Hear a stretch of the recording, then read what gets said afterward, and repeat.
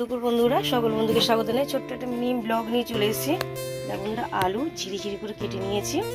এই দেখেন, আজকের বানানো হবে আলু ডিম, আর খুব সুন্দরভাবে কেটে নিয়েছি। দেখো, কুচিয়ে নিয়েছি একদম ফাইনভাবে।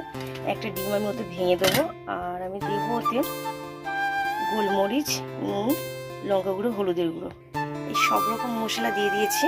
এবার আমি ভালো করে মাখিয়ে নেবো। মাখানো হয়ে গেছে। কড়ার মধ্যে আলুগুলো দিয়ে দিচ্ছি, আর দিয়ে দেবো মাঝখান থেকে ডিমের কুসুম আর ডিম শুদ্ধ। ডিমগুলো ভাজা হয়ে গেছে। আর দেখে নাও, ফোড়নে দেবো শুকনো লঙ্কা, তেজপাতা, সাদা জিরে, আর এখানে নিয়েছি আদা রসুনের পেস্ট, আর এখানে নিয়েছি পেঁয়াজ আর টমেটো কুচি। ফোড়ন দিয়ে দেবো।